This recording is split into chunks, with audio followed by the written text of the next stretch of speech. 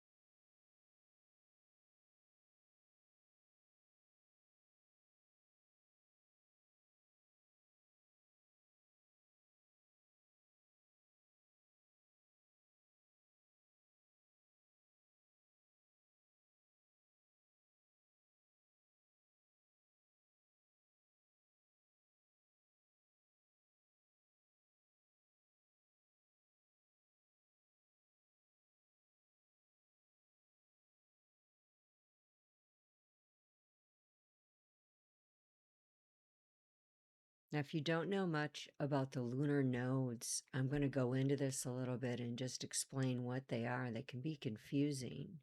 But the lunar nodes are points where the moon orbits across the Earth's path around the sun. And astronomers use these to calculate mathematical points so they can map out the night sky, while astrologers view them as significant factors in the chart. There are different interpretations of what these points mean depending on your branch of astrology. And in the Western tropical zodiac system, the North Node represents future potential, while the South Node shows past life habits. And in Vedic astrology, they are considered more shadow planets, depending on the astrologer. In viewing Rahu, North Node, as representing ambition and obsession, where we're the head of the dragon and we become too much going after and not having a body and a tail to help balance and release. They see Ketu, the dragon's tail, as symbolizing detachment, therefore detachment from the world, therefore detachment from wanting things. And I believe it was Buddha who said all desire is the source of basically pain or suffering, to want things, to go after things. This is where Ketu gets a symbolism of, come away from those things that are going to distract you from a spiritual path, and really understanding your journey and the greater evolutionary story to your life. But the problem with that is, as K2 can be just like the North Node with too much, K2 can be too much releasing, too much going towards that which is outside of itself to the spiritual connection. And then the problem with that is it doesn't ground on Earth.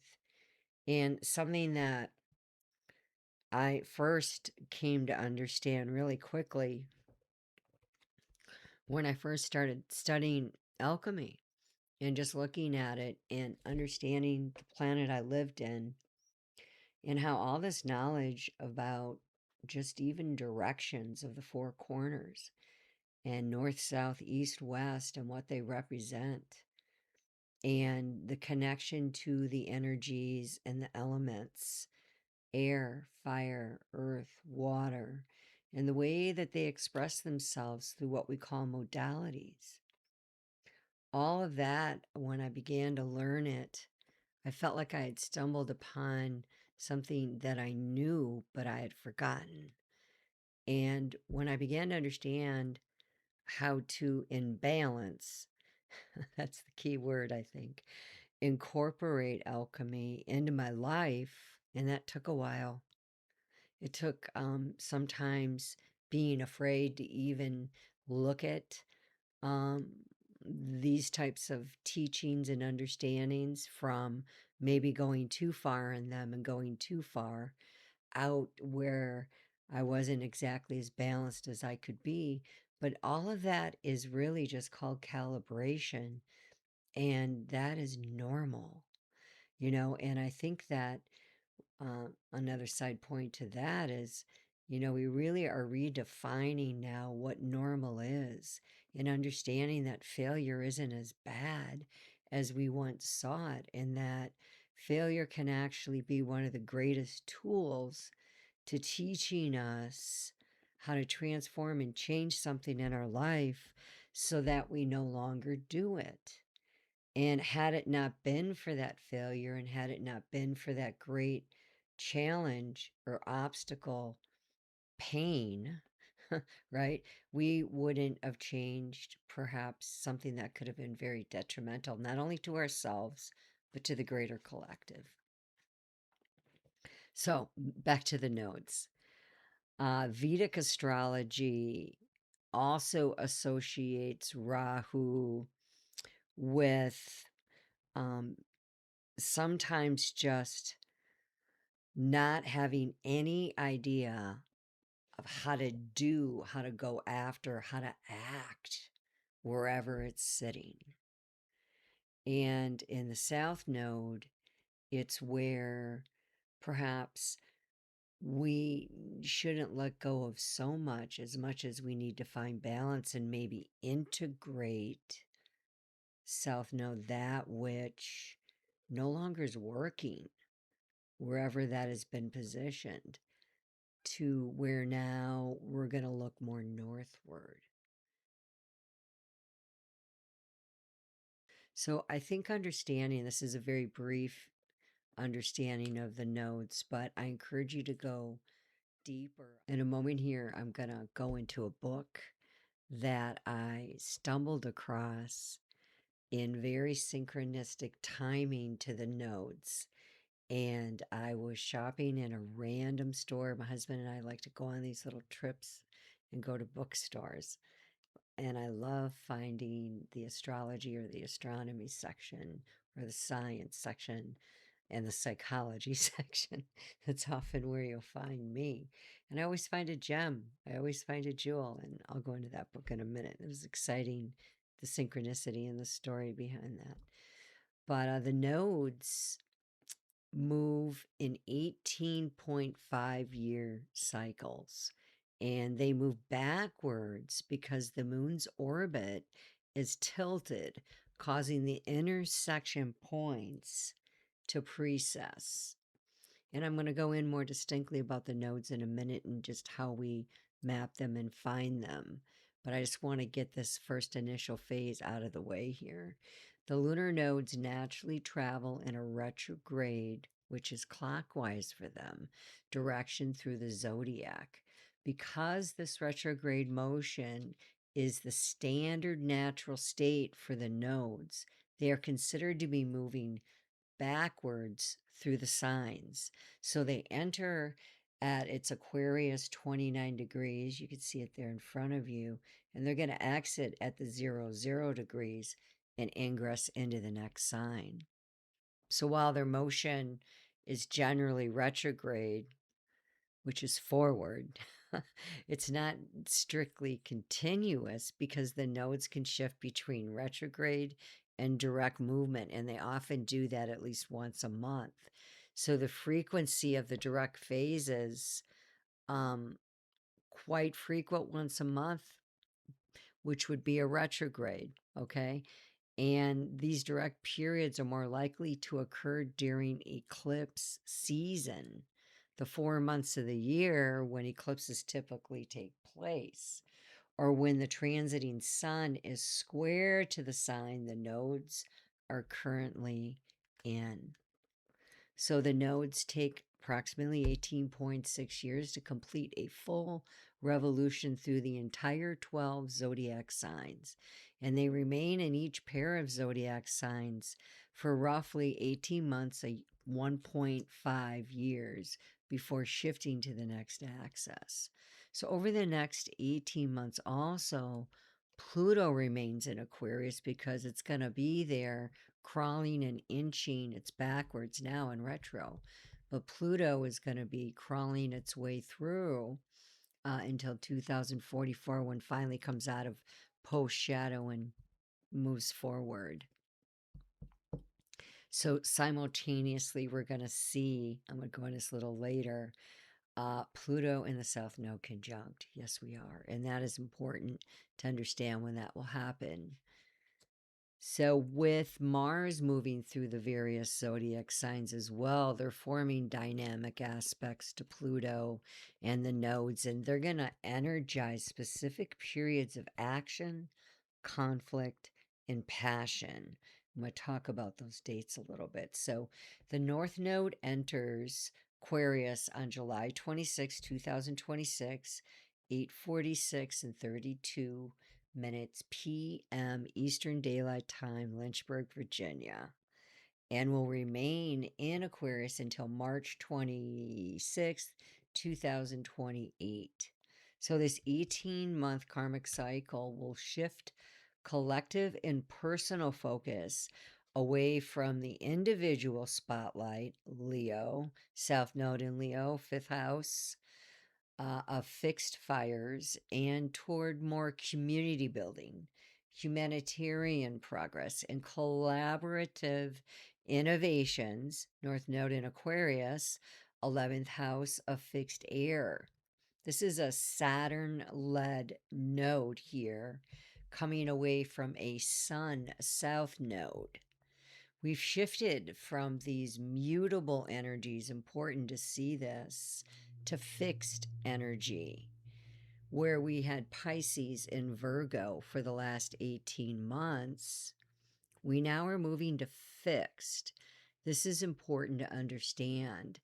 And as I was sitting researching this, I heard talk about this. This is important that people realize, that I realize that the type of activity being asked of us in the group, okay? Because when we think of groups, we can think a lot of our energy moving out and integrating with people and mixing, right? But people do that in different ways, depending on their chart, depending on their DNA, depending on their personalities, what's occurred to them in their past, how they've integrated their life, where they're at in their life right now, their satisfaction with body, mind, and soul, their satisfaction with relation. You're getting my point. It's not going to be the same for every person. This is definitely going to be specific to you. So it's important that you see where this is showing up for you. And I go over all the 12 signs here in a moment so that you can see where this is going to be showing up for you. So, leaving mutable energies here, leaving Mercury, Jupiter, Neptune themes to Saturn and Sun themes. Aquarius being ruled by Lord Saturn, and of course, Leo being ruled by Lord Sun. This is very, very powerful and important to see these nodes shift at this time related to the Barbolt basket that I did a video on in all 12 signs, and the Chiron Ingress in Taurus for all 12 signs, the Uranus in Gemini for all 12. You'll see, go back through my transits and you'll see how I've been bringing these great shifts out and talking about them because they are very revolutionary And with the nodes now and Pluto in Aquarius, this is going to be a great, great shift. And it's important that we understand what this represents. So let's go into this a bit closer here. The cardinal signs follow the mutable signs. So it goes cardinal, fixed, mutable, or cardinal, fixed, cadent. They're also known, those mutable houses. So on the four angled houses of 1, 4, 7, and 10, we see cardinal signs. We see initiation. We see dynamic energies asking us to move forward, which is found in Aries, the first house. Spring, Lord Mars. Cancer, the fourth house. Summer, Lord Luminary Moon. Libra, the seventh house. Fall, Lord Venus. In Capricorn, the 10th house. Winter, Lord Saturn. The fixed signs follow the cardinal signs and sit in between two worlds. Do you see this? Where they have received the offerings of the cardinal, the initiation activities, the moving the energies out, and they take them and they put them upon their desk. This is Aquarius energy. This is highly intelligent, fixed energy. This is Saturn and Aquarius. This is where it is in its domicile. Aquarius is ruled by Saturn and Uranus. So it does well here with it being in Aquarius. All right, so it is able to, in that 11th house, use its intelligence in a very intellectual way. Now we're moving out of earth and moving out of water. We're in fire and air, and I've been talking about this. And what that means is instead of everybody holding the space and sitting around with this energy, we're now being asked, like, hey, what are you personally, Leo, South Node? What are you bringing out that you were bringing out that needs to change now? And your personal expression needs to come out into the collective in a more balanced way. And we're going to go into this in a more fixed way with your fires and your air, your intelligence, your communication. This is communication. Air is definitely speaking. It goes with Gemini, it goes with Libra. And so when we're being asked to move to air, we're not so much in our bodies as we are in our minds. This is a great time for forward thinking people who are very creative and inventive and open and want to come out with their ideas in the collective, bring them out and showcase them. Opposite Leo, where our fire is coming out into the greater good and leaving our talents and our gifts and our fortunes. That is all 11th house. And so there's an ask here to change the way and then reintegrate. Don't lose it. You don't want to lose your fire. You know, you got to be careful we don't come all the way from the tail, all the way from the south. In Leo, we have to bring that with us because I've said this before in some of my consultations where if, you get rid of everything in your past, and you just reject it all, there's not going to be anything left. And we are definitely products of our past and products of the culture at the time that we were born. He had no control over that. And so this Pluto coming here in Aquarius and fixed air, it's got something to say, and it is going to transform the landscape of our world. Make no mistake about it.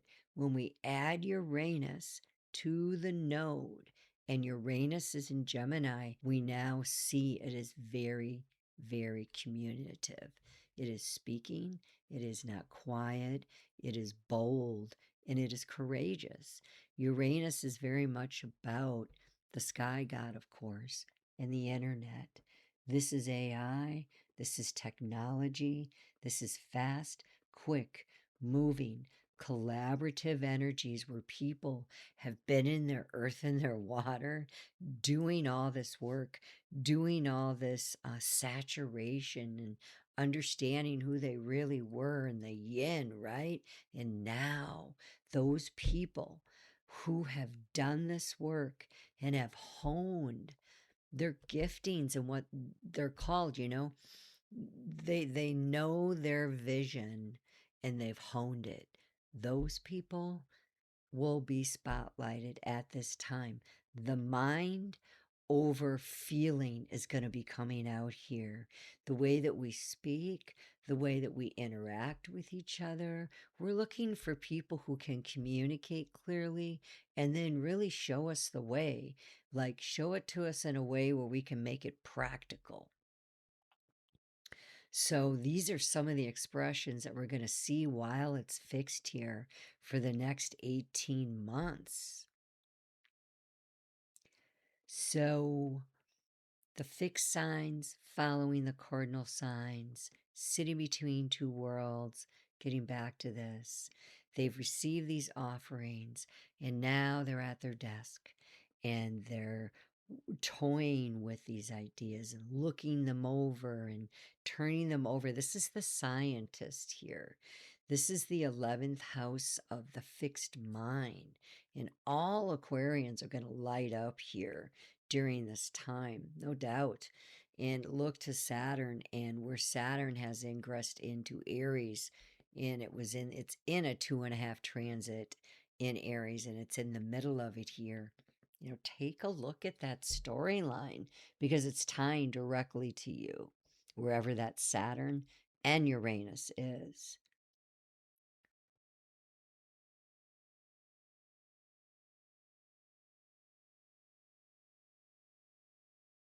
So, Lord Saturn and air, fixed intelligence, focused on taking their ego, Leo, South Node, fixed house, Ketu, their spiritual lessons, ruled by Lord Sun, where we shine, our willpower, our ambition, our leadership, our self autonomy, our confidence, and in a balanced manner on this pole axis. Leave what we must and come out, though. Let us not just leave so much that we shrink and we let this overwhelm us where we're being called to. This is a great growth period for us, for me and for you, asking us to take a chance and risk and be different. And man, are we going to see in the collective? I'm telling you, Uranus is crazy energy and it's going to come out quick.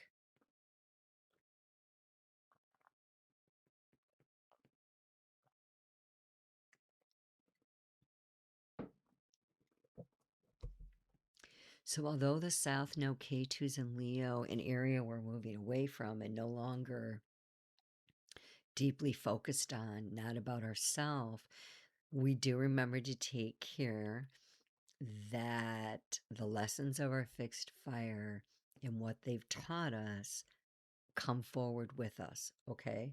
This is important. Where our sun, our shine, our fire, our flare, our expression, and our roar needed some attention and some healthy integration and healing. This we bring forward. That gold that we found in the sun, right? That burning off of the dross, where we can pull from that. Now, Leo is a deeply feeling sign, but not like Cancer that moves out more in emotional waters of life. Leo is the fire that we all wish to sit around and warm our hands by in our bodies. Leo is warmth, generosity, gregarious, exuberant, silly behavior, play, flirtatious, sensual, and sexual, play, lovemaking, children, therefore, the bounty that comes out from the sun, our creativity that flows through the heart chakra, the very center of our being. It connects the lower third to the upper third. It's a bridge, right? Leo is determined, authoritative, competitive, creative, dramatic, dignified, but he can also love the limelight in his extroversion too much. And he can become too proud.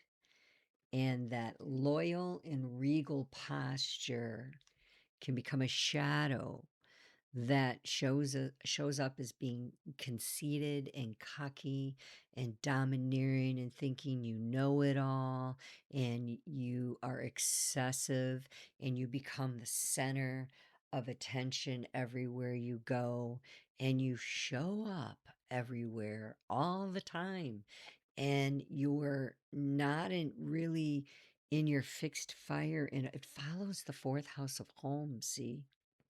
And you're not yet in your service to others. And it can take its ego too much here and show up everywhere and do too much and roar too much and burn too bright. And if you're not careful, Leo, your personal management of those inner fires that kindle and burn bright and roar, they can burn and harm others unintentionally, just by showing up wherever you are in your big, loud energy. So over aggressiveness here, it can trigger people in the unhealed parts of themselves and their healed parts. And boy, I might take some heat for this, but here we go.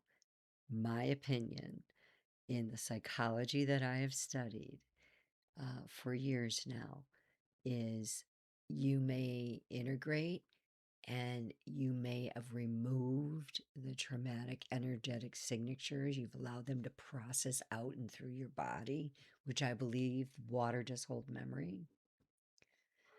But if you put yourself in a situation where something is said or done, and let's say you were abused as a child and somebody starts talking about it, it can trigger you. Now, because you've integrated, you manage through it, whatever technique you use, whether it's speaking over yourself, a mantra that you practice and before you speak out of your mouth. And this is something I have done, and it's really trained my mind to not react so quickly and to emotionally regulate and to know that, yeah, that's just a memory. And, it's in my mind too, in my neuroplasticity. And I am rewriting and I am forming new pathways and new neural connections and growing. But, I do have a hippocampus and it is going to remember, right? So, your largeness and how you show up in your verbose way and your large ways, it could have triggered people in the last 18 months when it's been in Virgo and Pisces. See how this works? Because we're going now into the South Node in Leo. So we're being asked to move away from whatever was not perfected with that Virgo node. Okay. And Virgo stands for perfectionism. And once things done a certain way in his service to others, and where it comes out into the collective in mutable ways with its energy, and Pisces, where perhaps Pisces, you've just gone not far enough in connecting with the way that you should in a healthy, balanced way, with it being in the North Node. Yes, doing your spiritual journeying and yes, going out there, but perhaps you have not fixed your fires enough and become ungrounded. And that was some of the themes of that last polarity. But with it in Aquarius and Leo now, we're being asked to examine how we've managed our Leo energy and our fixed fires in everything: pleasure, entertainment, children, birth, sex, creativity, our magnetism, our roar, our ego. It's ruled by the sun. Therefore, our willpower, therefore, our awareness, our vitality, our self agency, our self esteem, and our ability to come out in a balanced way that is for collective good and not just the self. All right, so fixed energy. These signs and houses represent stability, persistence, and endurance. So they're associated with maintenance, holding energy, and a desire to preserve, secure, protect, sustain. So Taurus, Leo, Scorpio, Aquarius, even though the nodes, I know we're talking about this polar axis, we are still dealing with fixed energy. And it will apply to fixed energy in our charts because we're more than just Aquarius, we're more than just Leo. We have Taurus and we have Scorpio in our charts. And this is a tie-in to Taurus that is ingressed into Chiron, the wounded healer. And when I talk about that, I share how this is really going to be a time to take a look at that second house, your money, your comfort, your security, your values, right?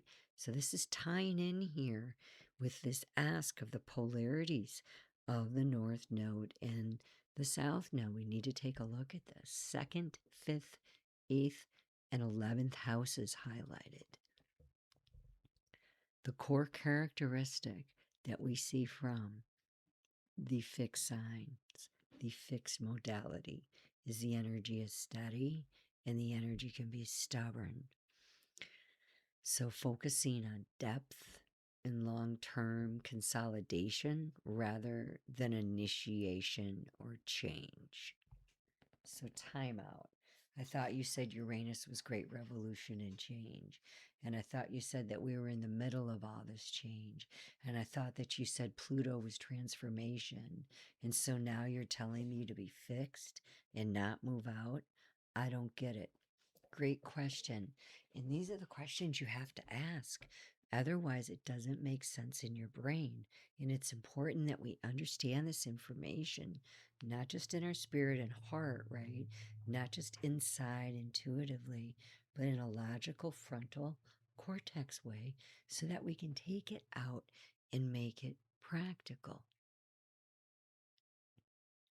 Aquarius is very revolutionary, but it's revolutionary in its individuality. So it's asking you to come out in your energy in a new way from the way that you had fixed it before and the good ways that you fixed it before, and bring it out into the collective wherever it's showing up in your chart. That is where it wants you to focus. Not everybody's the same. And if you have a natal promise where there's certain planets or positions that this node is going to go through and hit, then that is something you need to know about if you're interested in this topic, because it will be pivotal moments for you to examine where, depending on the storyline that the aspects are making, can be a challenge or beneficial to you. And it's just good to know that, especially since this is highly creative energies coming out into the collective to be seen. And you're going to want to know when's the best time to do that, right? Over the next 18 months. So Aquarius is associated with fixed air, as I said, blending this intellectual and social. nature of air with endurance and stubbornness. Endurance through Saturn and Uranus, and stubbornness through the opposition of the will and the sun and Leo and fixed fire, of course. So themes centering on community, innovation, objective thinking, being open to we the people's voice, and the drive to reform systems. This is huge. We're going to see many systems transformed. The upper secedent house groups and organizations, you're going to see a lot of collective energies coming together, where I think basically if we don't see a change with governmental systems, we'll take them upon ourselves. And we're just going to go forward in our energies and be like, well, we feel like we need this. And we feel like it's valuable to the people. And that it'll heal our earth. And it'll heal our cities. And heal our states. Heal our world, basically. And we're going to see people being very stubborn to the commitment of their own visions, their own ideals, and their own group projects. So the Leo and the fixed fire, this is emphasizing that individual expression, personal creative power, and the need for external recognition. So the fixed energy here manifests as loyalty to one's own identity and a desire to be the center of one's own world. So you can see how we're being asked to spiritualize with Ketu there, with the South Node there, and to bring it into a more harmonious place for ourselves too, right? Not just for everybody else. This is huge here. Again, I think we have to be careful to just want to excrete entirely and get rid of this South Node. We lose all our identity if we do this. This is the sun in Leo and our will. And I think that we're being asked to be bold and courageous. We really are bold and courageous. So the wheel moves in this natural rhythm. Cardinal angular initiates a project. Fix holds and sustains it. Immutable cadent adapts and refines it before the cycle begins anew. So in summary, the contrast between the collective objective Aquarius, we know, and the individual subjective Leo, I will, we see us trying to balance that nodal axis. And while Aquarius seeks to remove the self to serve the greater good, Leo seeks to project the self to create the personal impact. So I have another project that I'm working on the nodes coming up regarding President Trump and his nodal 18-month transit. And he's a Leo ascendant. And the nodes are activating the axis of the 1st and the 7th, the axis of I am and the axis of reunite for him. So in light of the extraordinary astrological times that we are in, amid great revolutionary and global change, President Trump, being the leader of the United States, has an opportunity to leave a legacy for the people if he grapples, and it will be a grappling with his Leo ascendant. And strategically as a leader, comes away from some of the over-the-top and egoic expressions that make him come across as domineering, conceited, and excessive. In astrology, the North Node Rahu transit through the 7th house, which governs partnerships, diplomacy, and one-on-one relationships, is a call for him to prioritize cooperation, balance, and the needs of the other over solitary or ego-driven pursuits. So this is showing up for him. Very personal in the first house body. K2 there sitting. North node in the 7th. So when this transit occurs with the North node in Aquarius, the focus shifts towards collective progress, community, and forward-thinking egalitarian ideas. So he's going to have to grapple with we the people in all of the vocal expression that will be going on as the other Lord is Uranus in Gemini, speaking very verbosely. So regarding the potential implications for our country, right, as our president has this potent aspect on an angle, all angles are active parts in the sky. And if you have an active part, you must look at this. Shift toward collaboration, collective growth. Wherever the nodes are, we have deep karmic lessons of past life to this life. Wherever we have Saturn, we have karma to past life to this life. This Aquarius North Node is led by Saturn. So this is huge for him. And he's going to have to balance those nodes in fated events. He will have encounters that are going to challenge his existing habits, and where he's acted as the warrior or the lone pioneer with that South Node in his Leo body ascendant, where the sun rules his chart. It's his chart ruler.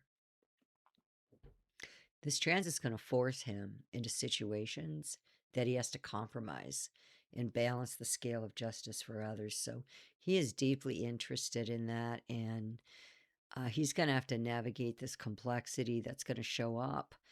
And there's a lot of pressure for futuristic technology and having to navigate AI and these companies all coming out in mass with all of their robots and their applications and their software and their agents.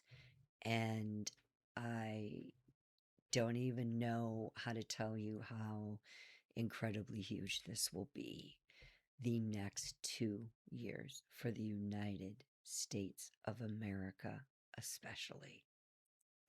This is no joke. I have a Saturn natally in Aquarius, so it's in its domicile. And so this is lighting up my life right now and has prepared me. Life has prepared me for this moment in history where I follow my own path and my own storyline, and it's definitely playing out many karmic levels right now in how I am coming out in my own energy, having gone through a 14 to 15 year evolutionary journey to heal mind, body, soul, and get training and teaching to be able to share my heart and passion and hopefully help people and let them know and that you can do this. You can do more than you think is possible in difficult and challenging times. And you are alive for such a time as this. It is not random. You are not an accident. This is imperative that you understand that you came to do something that is meant to bring joy, harmony, and life to you. It is not meant to drag you down, and it's not meant to burden you. And we're moving past the traditional understanding when Capricorn was in Pluto of all the way that we approach life and work, especially, and career, and where we set our energy and focused it so hard in Capricorn and Saturn. We're in Aquarius now, where we want to come out to much healthier expressions that aren't just about making money, but are about the collective, how I can bring out my gifts that I can share and serve humanity with in very large ways, in such a way that I become the humanitarian and I begin to leave that kind of a footprint behind. The timeline of this transit: July 26, 2026, North Node officially enters Aquarius with the South Node entering Leo. July 29th, 2026, a full moon in Aquarius aligns with the North Node in Aquarius, highlighting early themes of authentic connection in breaking free from limitations. This will be a potent moon for us. The sun is in an exact conjunction to Jupiter. Venus is in detriment in Virgo, and Mars is in Gemini, and they're forming a square, which is a Mars acerbication of 90 degrees and creating this stress and tension, and a sessi quadrant with the moon. And the horoscope of that date and time shows an impressive kite figure made up of very challenging aspects.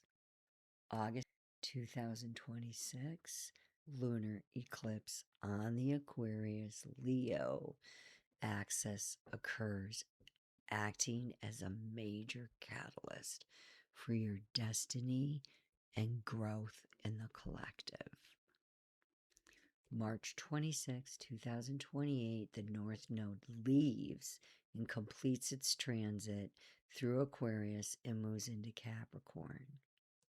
Now, in between the time of the 18 months there, from July 26, 2026 to March 2028, the North Node is going to have aspects to Mars, Uranus, and Pluto. And it's important that we understand that what this is doing is these awes and aggressive shifts that come quickly and fast are going to like shift a gear for us. I want you to think about how it works when if you've ever driven stick, where you have to put the pedal down and shift the gear and slowly release to get into gear, where it kind of like feels like this quick move, and then we're in this gear, and then we're going to be going along, and then we're going to have another hit, and then another hit, and it's going to be shaking things up for us. So remember this: nothing exists in a vacuum, right? Meaning we're all connected one way to another, right? And because of this, others' actions and behaviors have consequences to your life. And the movement of the patterns in the sky at this time is extraordinary. With the bubble basket 4-degree pattern I talked about, that's never ever occurred in the sky, also happening in July, with the ingress of Neptune in Aries, with the ingress of Uranus and Gemini, with the ingress of Pluto and Aquarius, all in air and fire, with the ingress of Taurus in the wounded healer, in the second house of money, values, resources, security. All these are layers that are going on amongst the moons and the eclipses, communicating these storylines to us.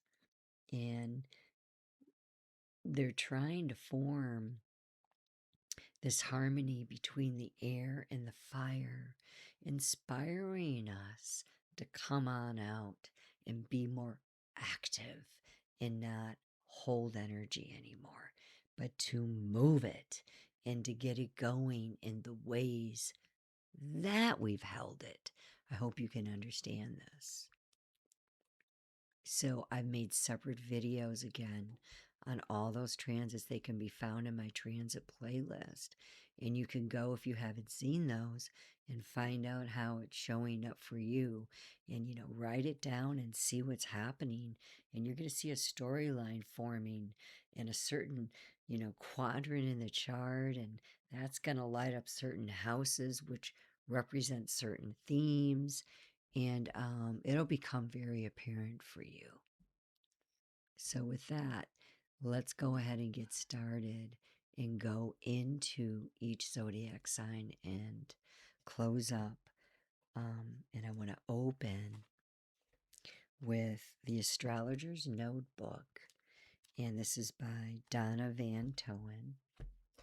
And the story behind this book, quickly, my husband and I, like I said, we were in a bookstore that we had never been in. It was in some town, some small town, and just had the coolest bookstore. And I just, was looking around. And I had been studying the nodes for the first time. I had just really discovered them in the chart. I had mastered the inner planets, the bridge planets, the outer planets, a lot of the asteroids, a lot of the mathematical positions. And then I came upon Rahu and Ketu, North and South Node. And boy, I was in that energy. And wouldn't you know it, the first book I saw in their astrology section, which they happened to have,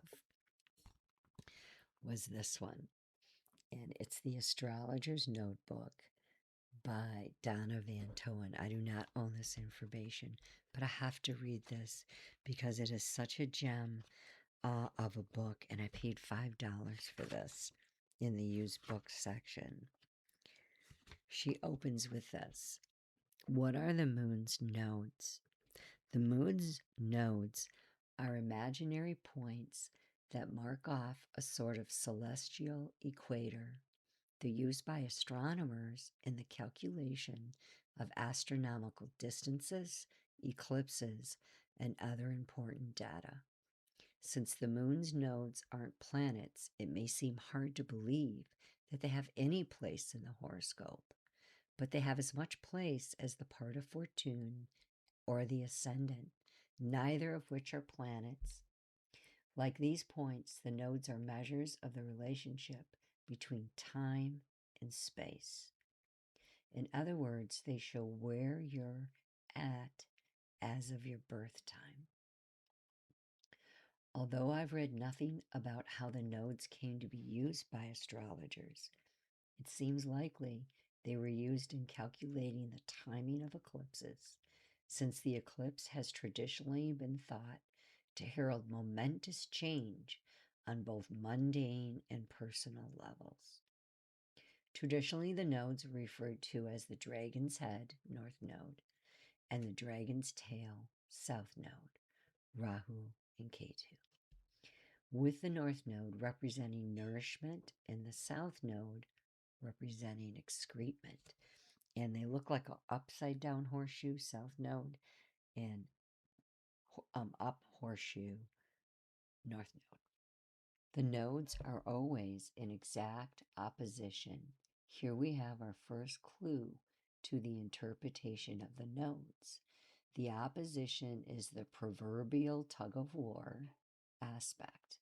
And incidentally, it has the energy of Saturn, 108 degrees, where it's just this constant magnetism or looking at the other person, looking across and just being held in this polarity and not being able to break it sometimes, not having to be in balance. So this demands your attention because it doesn't go away. And there are several ways you can resolve the conflict. You can sacrifice one factor at another's expense. You can let the stronger factor prevail until the weaker factor develops strength enough to cause you to switch alliances. You can try to effect some sort of compromise, or you can hang in there and let the two factors pull you to bits. This last solution seems a bit self-defeating, but judging from the number of people who suffer from stress-related diseases, mental breakdowns, various types of addictions, etc., it's one that many people consciously or unconsciously choose. The conflict of the nodes takes the tones of me versus us, independence versus dependence, fulfilling publicly acceptable, fulfilling your own needs in your own way versus fulfilling your needs to a publicly acceptable but possibly less satisfying way. Your solution to conflict will depend then on your psychological makeup as shown in your chart. Your conditioning, parents, peers, schools, teachers, what you've learned growing up, what you haven't learned, and your level of self-awareness, how well you know your needs and how to manage them.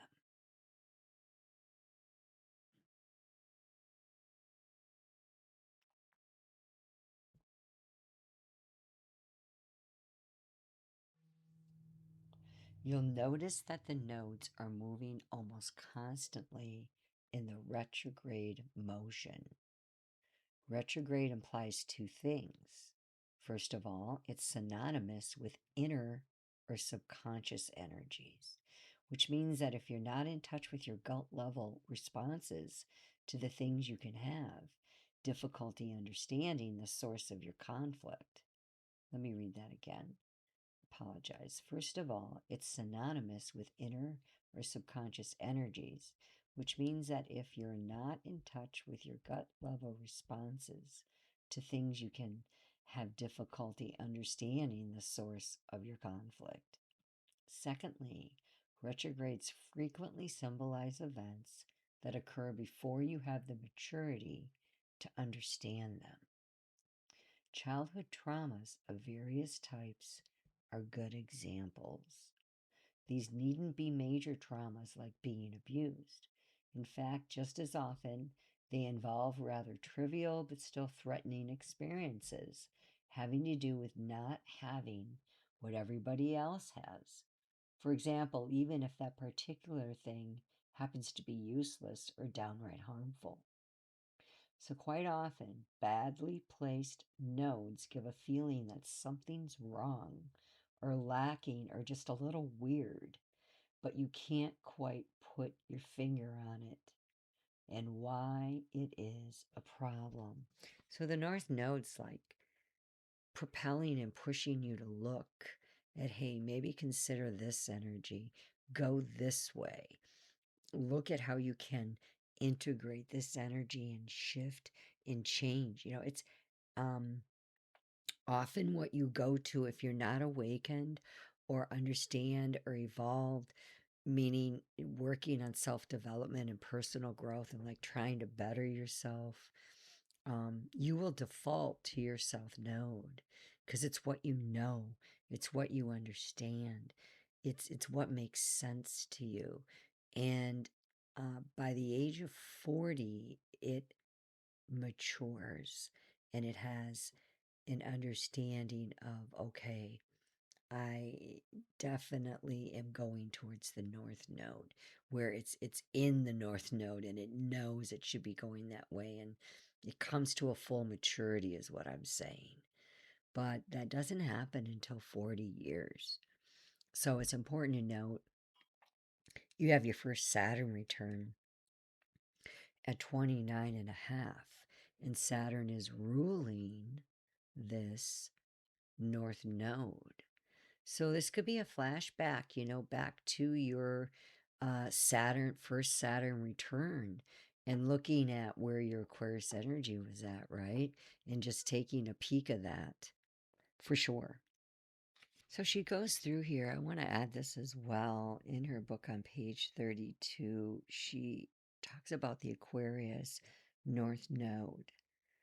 And the mantra is, according to Donna, your lovers should also be friends.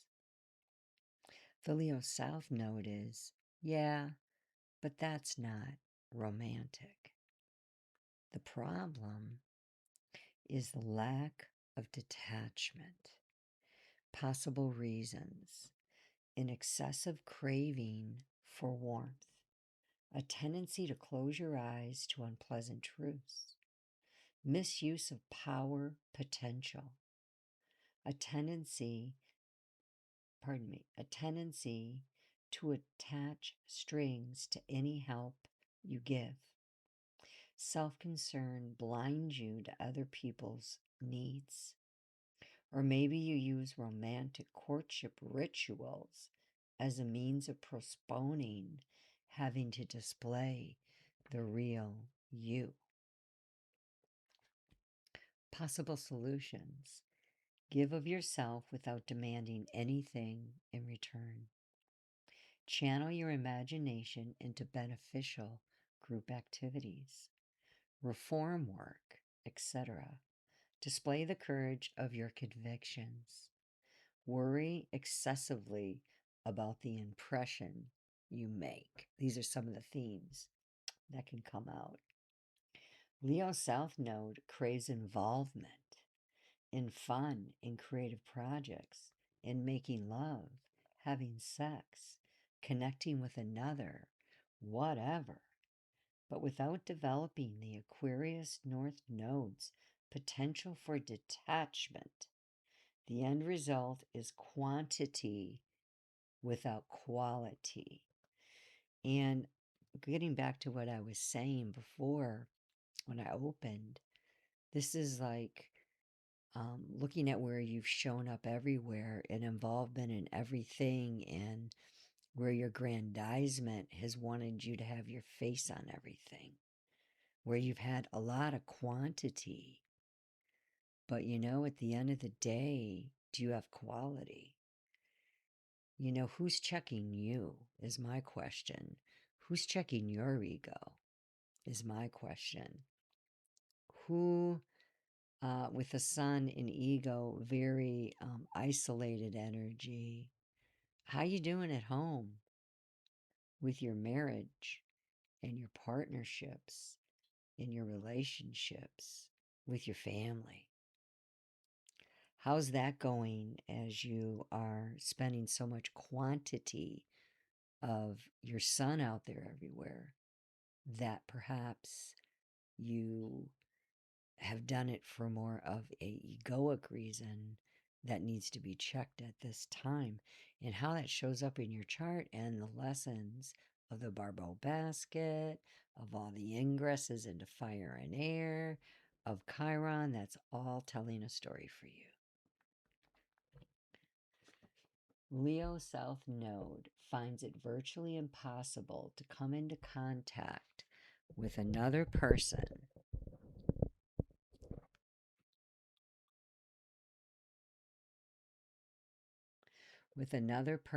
without getting involved. See what I'm saying? It's like your nose is everywhere. Since these involvements tend to be made in the heat of the moment, however, they often prove unfulfilling in the long run. The solution is to develop the Aquarius North Node's detachment, rationality, and independence. Be Saturn-led.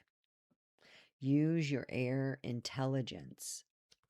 Fix it in group and organizations where you're coming out with your mind and not just your ego.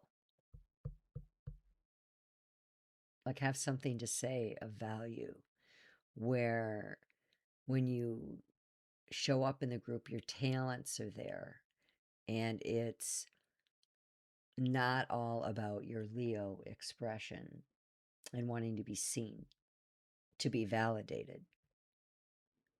Some typical indications of an overbalanced Leo South Node: exaggeration, a need to be the center of attention, many acquaintances but few real friends, a tendency to show off his or her body or wardrobe, a what will people think approach to things, dependency on others to reinforce confidence, smugness, pride, a belief that some people are just plain inferior no matter what they do, much artsy fartsy dabbling, a theatrical or melodramatic type of self-projection.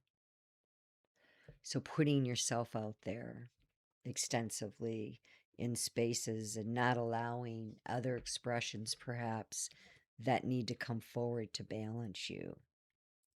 The house position of the North Node, page 46, invariably points to some hang up in that area of your life. This hang up is the underlying source of the conflict. Very important to see what's happening here in your own chart. And with that, let's go ahead and open up to Aries. Aries, this is the 11th, 5th house access. This is gains from networks, while the shadow is focusing on unrealistic social expectations. Okay, this is occurring also for you in the decan of the moon. So it's important to see decan of the moon, and for Leo, decan of Mars. Needed to bring that out. And the decan of the moon, is going to bring in the emotions here for you. And going to ask you to move in an instinctive way through this 11th house and look at the ways that perhaps your aggression, when you've moved your own self energy out, and how that at times has really been a conflict with other people. The friendship sector of the chart there, 11th house, is going to be the most important for you. And relationships now coming forward to you, maybe there's going to be change with Pluto there as well, but looking to more free-thinking people, forward-thinking people, independent, intelligent, innovative people, original people. You're wanting to collaborate here, and there may be a tendency to make and break contacts quite suddenly, especially with Pluto being there. Friendship's going to be important to you. And it's sextiling the moon in this opening ingress for you. And it's in the moon decan. Moon's up there in Capricorn, working very hard and wanting to cultivate a feeling of closeness in your personal associations. Got the double hit of the moon speaking. And important people in your life, specifically women, will come forward, and family can begin to be quite strong for you over the next 18 months, where perhaps you're reevaluating the way you came out in your own energy, and you're wanting to take a look at that and move more towards this collective approach. There's a square over to Uranus that needs to be discussed, and it is hitting the third house for you. So there's a separating square that you had there when the node was in Pisces, and it's separating away from Gemini. I said it was square, but it's actually a separating, where because it's just going in there at 29, it broke that square open and moved it into a trine. So again, there's going to be some sudden movement for you I would say in the 3rd and the 11th house, opening up some communication that might have been logged out for you. And it's forming this aspect where you're tuning into the needs of others and family and friends and the greater collective, and really wanting to elevate that energy in a big way.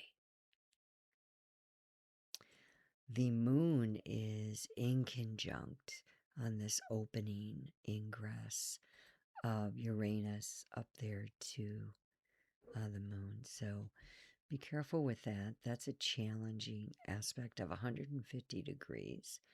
And it's, could have you displaying very strong individualistic tendencies that haven't been integrated from that South Node in Leo, because that is also in conjunct the 5th to the 10th. And it's forming a yod for you. And it's going from the 4th to the 4th and 5th in Jupiter there, straight up. And whenever we have a yod, it's a finger of God. And so it's pointing you up to that midheaven up there in the zenith of the chart in the 10th house. The actual midheaven showing up in Sagittarius as of the pulling of this chart. But the 10th house is known as the zenith always, as the top of the chart. So certainly the midheaven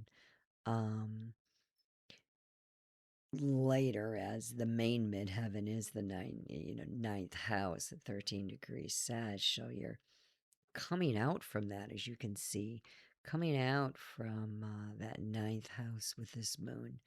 And it's really a big ask to be a bit more flexible. You can be strong-willed here, and you can make a lot of sacrifices, but there can be a lot of anxiety and tension. So, strained family dynamics, strained and changeable relationships with women are quite possible. So, yeah, manage that energy well. And remember, this is all with that Barbeau basket going on that had been exact and, now separating from the 19th to the 22nd, but still definitely in the sky and still impacting you. And the south node there, very important to see in the 5th house. Let's talk about that. Sun in Leo, creative in the 5th house, personal recognition, power, desiring to be the center of attention, being in the limelight, like I said, self-assured, going out of the way, like all this natural leadership. It's been about you. And this is an ask here to now make it about the others, the greater collective, and where you can come out in this energy to be more supportive of we, the people, and not just yourself. We see selfishness here with the South Node in Leo when it's in poor polarity in shadow. And you can have this overbearing and excessive pride that, you think you know the right way and it's got to be your way or the highway. And it undermines relationships and causes you to have difficulties in love affairs. This is a house of speculation as well. So money and gambling, it squares the second house of money and self-wealth. So mind this acerbation going on between the 2nd and the 5th in the opposition to your north node.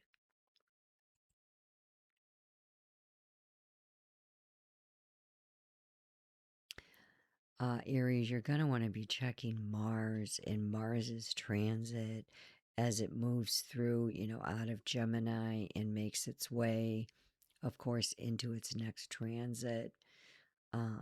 You should definitely take a look at that. This reading does not go into that, but that's something that you should look at. You can simply do that by running your transit report and just watching where that Mars is going, as it is your chart ruler. It is your sun ruler.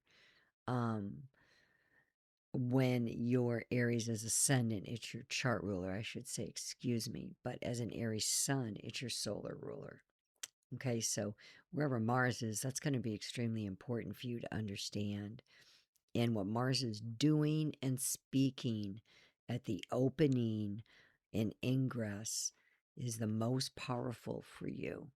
And Mars in Gemini is that alert energy, very active, very sharp mind, very intelligent. And Mars is in the third house where it's communicating, and it's squaring Venus, like I said earlier, and it's sextiling Saturn, opposition to the midheaven, and all of this is asking you to take that dynamic personality and the readiness that you have for action as an Aries, and the reputation you can have for being impatient, reactive, and aggressive. You know, it's asking you to put that in a harmonious type of mature energy with others. That is definitely a theme for you. And Pluto going to be conjuncting this Aquarius, and that's a transit you're definitely going to want to be aware of.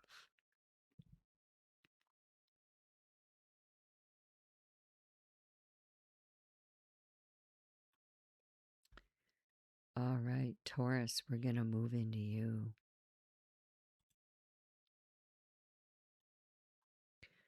And Taurus, this is your 10th and 4th house. Access, career advancement, shadow involving clashes of professional egos. So Taurus, with Chiron too, going into your sign, you're really going through it for the first 18 months here. It's definitely some shifts and changes being asked of you. Chiron sitting there at 0 degrees, Mars in Taurus, and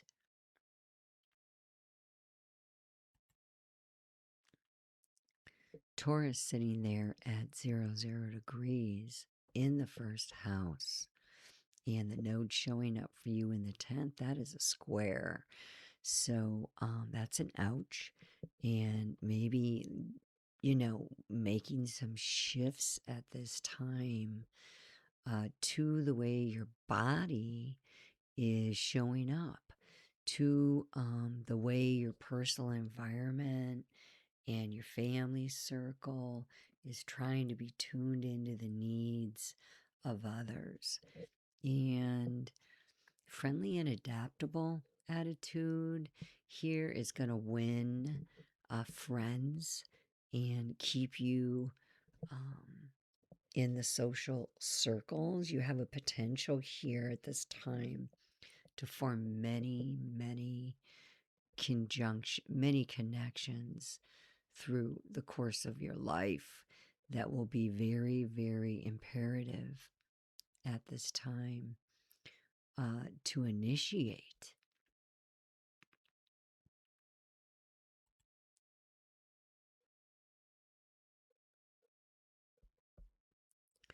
So friendship really taking an important form in your life, where before maybe it wasn't as important to you, and being drawn now more to people who are free thinking, intelligent, using their minds, using their ideas, independent people, free thinking people, innovative people, people who have very different and unique outlooks And there could be a tendency here for you to make or break contracts suddenly, especially with how you're doing your work and where you belong to groups and where you advocate, especially where you advocate for groups and social reforms. Vocational matters and personal success are taking a forefront for you. Go back to the Chiron video, you'll find that I talk about this and I pull your chart. Important to see that. It's sextiling the moon.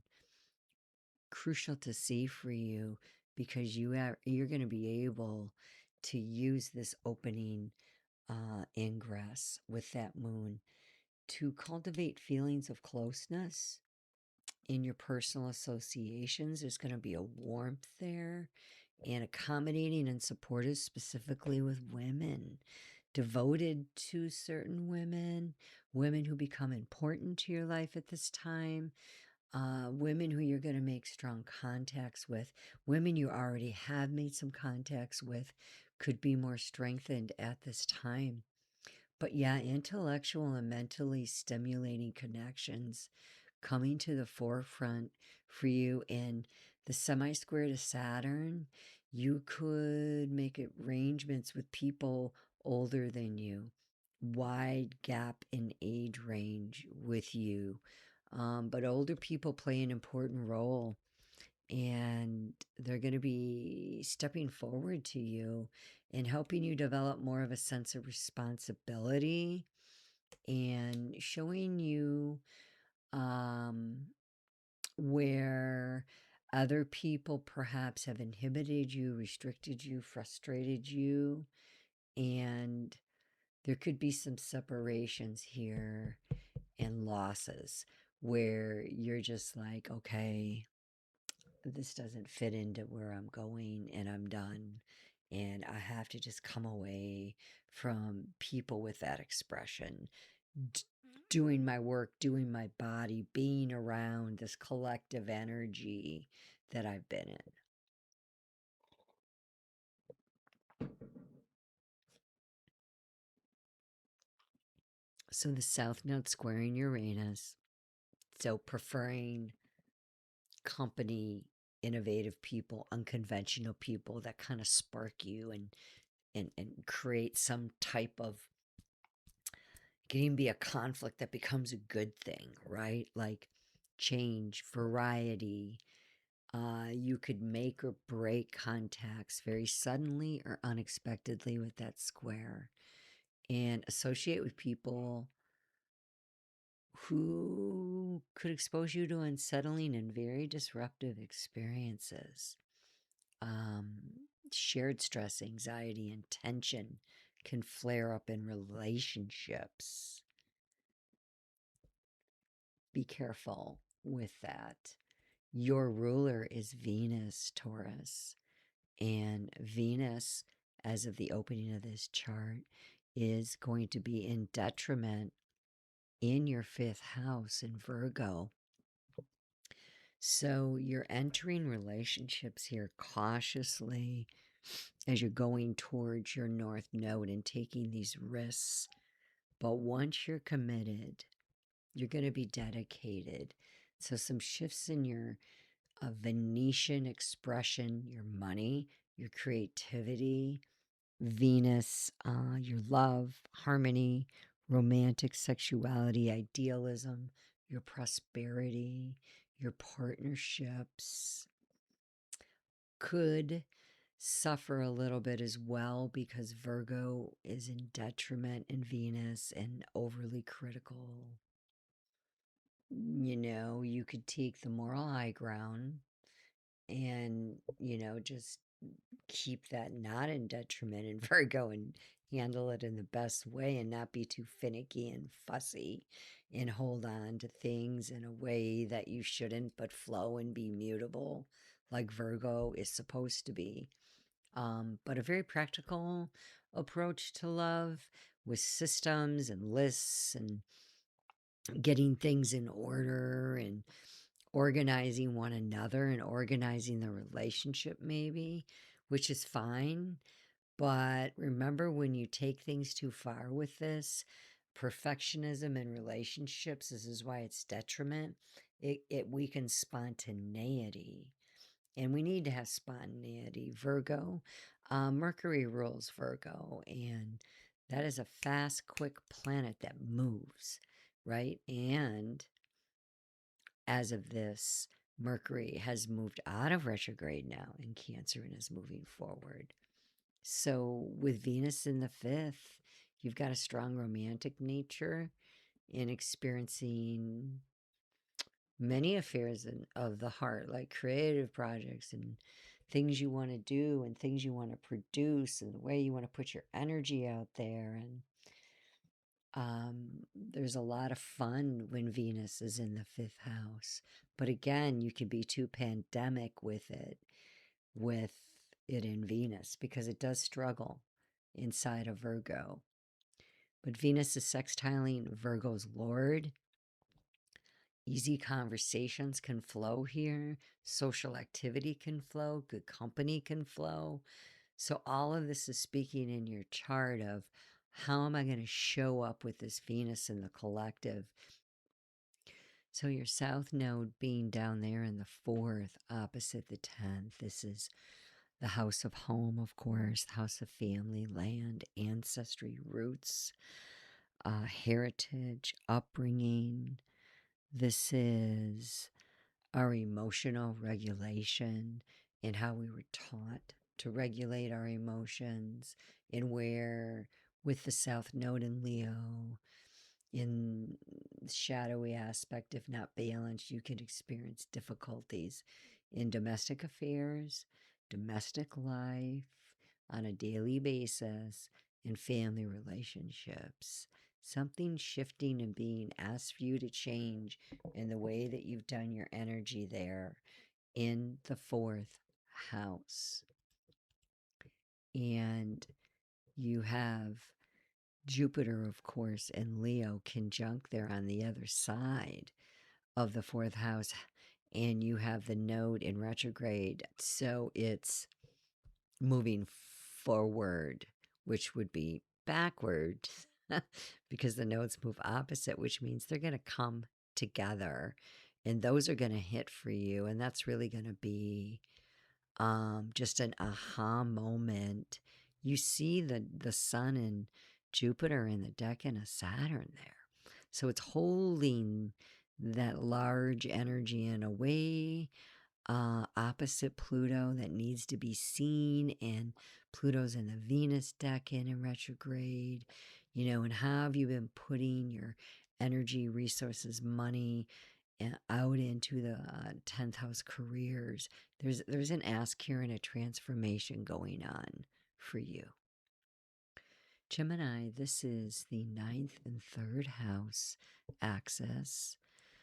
Philosophical expansion and knowledge, growth in how you understand life and your greater ideas about life.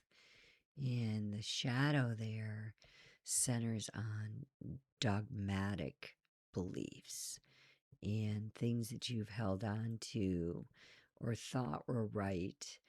And the conflict there for you is to move more, out of holding your own energy there in the third, the way you communicated, and, be more interested in the greater search, the greater journey, and not so much just this day-to-day understanding, communication, expression. This is about overseas travel, ninth house, contact with foreigners, gurus, masters, teachers, that can have a very powerful effect on you and expose you to religious intolerance and fanaticism. And you could be careful with this, go too far into that and be taken out if you're not careful in structure, and use that Saturn in Aquarius to help ground your fiery energies in a fire house. Pluto opposite Sun here, desire for power and authority. That's a force to be reckoned with a Pluto opposite Sun aspect. Somebody may be getting used to having their own way now, and things need to change, and there needs to be more of a compromise in your philosophical understanding of the world and authoritarian personalities, especially domineering people in your life, and have the capability to achieve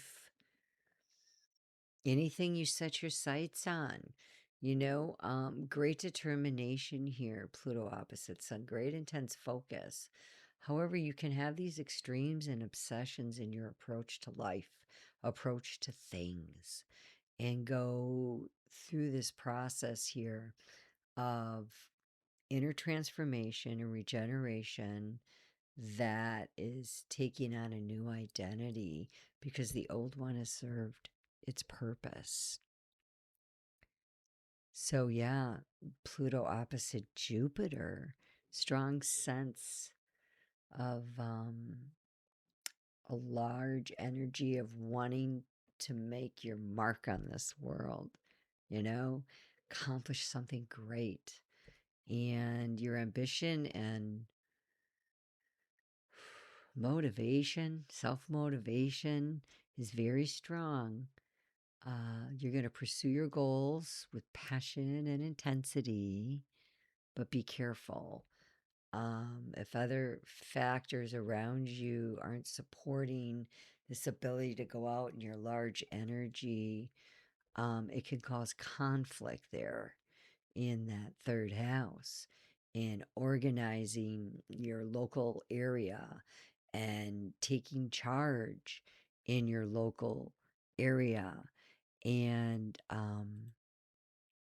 not really knowing how to use your power in the best way, if that makes sense. So North Node, ninth house cusp of the 10th house.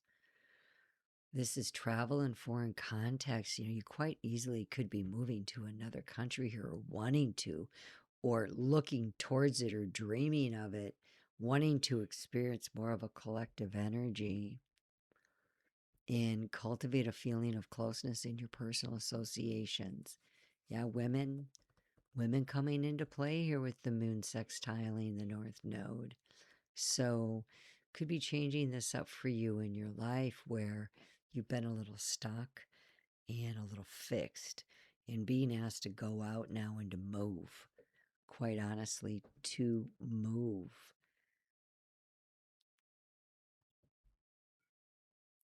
Your Chiron, Gemini, is over there in the 12th house, where you're doing a lot of psychological work regarding your value and money and things and other people. And it's in Mercury, so it's been actively speaking for you. And this is going to probably move your money into a different position by the time this 18 months is through, and Chiron in 7-8 years gets through Taurus. You can expect that.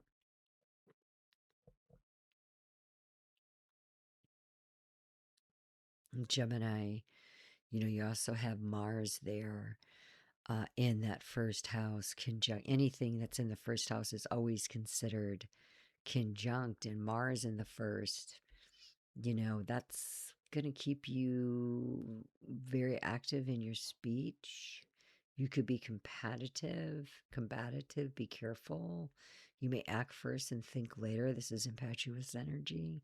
Jump to conclusions, not be content just from, no longer sitting on the sidelines in something, but your body is wanting to move. It's wanting to move, and you could be quite headstrong and inconsiderate, wanting things your own way, or not at all. Make sure you proceed with grace, and your body's going to have a lot of stamina here, and you probably have good strength, but you can be impulsive, and there could be accidents, and there could be injuries. So be careful with that. Mars squaring Venus for you, that's challenging, most definitely. Occurring in the fourth to the first house, the house of home. There's some introspection going on in a very deep, deep way for you. And at this time, your part of fortune is at 29 degrees there in Virgo. So the part of fortune there is also finishing a cycle and going to be moving into more diplomatic energies of Libra into the fifth house. So that's also something to consider at this time. Definitely have some change in your structure of home, in your physical body, in that ninth house. The first, the ninth, and the fifth are all those Dharma firehouses where there's an ask there for you to move out. Cancer, this is the eighth and the second house access for you, Cancer. So, transformation, eighth house. Other people's money, taxes, loans, therapy, debts, gate of Hades, trauma, partners, money, opposite the second house of obsession with hidden matters, shadows with obsession of hidden matters. So let's talk about this. It's going to be very challenging with it being in the eighth. Now, I want to say this too. A lot of this, what I'm saying when I'm going through these, depends on your age, depends on your own journey and how much self growth you've done in own personal development regarding your trauma and your past if you have it. And so, I'm 63 this month. I've done a lot of work, and so things are hitting for me differently. And where I see the nodes show up here for me is I see how I'm coming out collectively in a very transformative way to help others in the deepest spaces where sometimes things aren't really clear. And that's what I'm called to do, and try to make sense of that for you. And so I am ruled by Mars and Pluto. So having Pluto in the eighth, it doesn't faze me. I'm used to this energy. Now, maybe not in Aquarius where I'm being asked to come out into the collective, but I've already worked through all that. That's what the past, I would say, year has been for me, and all of that of, working and honing and going towards my goals and then achieving some of them and then coming out in my own energy. And so, like, I'm ahead of the game in this. I've been working with it and watching it and navigating my energy. And that puts me positionally in a much more strategic position that if I didn't know that information, if I want to embrace the North Node in Aquarius. So in the eighth house here, it is going to ask me to face anxieties, worries, and how I've exchanged other people's money and how I need to show up and show up in a way that is helping people with the eighth house and helping them through transformative journeys and helping them through navigating the spaces that sometimes are not clear. There's the moon sextiling that north node that for me it develops this closeness in personal relationships with women and builds some strong contacts with them. So Cancer, you have the south node there, of course, then in the second house. And this is dealing with everything to do with your money and how you make money. And of course, Jupiter is there helping you. The sun is there lighting things up and showing you a new way to structure. See Saturn deck in there?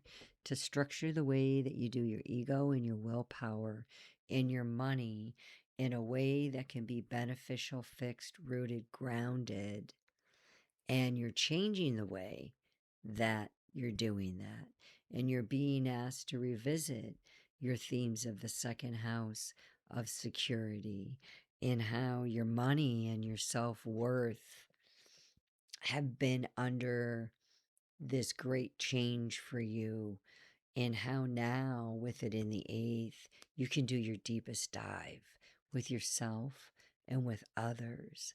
And if you work in the metaphysical field or in the occultic field of hidden symbology, hidden symbolism, you can bring your ideas out into the collective in a way that could be quite powerful at this time. Now, there's a square from the 8th over to your Chiron up there in the 11th. So you are showing up as the wounded healer and helping people with their self-worth. And your self-worth is showing up in the 11th. You're coming out in a more positive, healthy way. And you're speaking in the Mercury decan and communicating with other people. So you're going to see some shifts and changes with how that looks as the nodes make their way through there. And as Taurus makes its way through the 11th, they'll be squaring the entire time.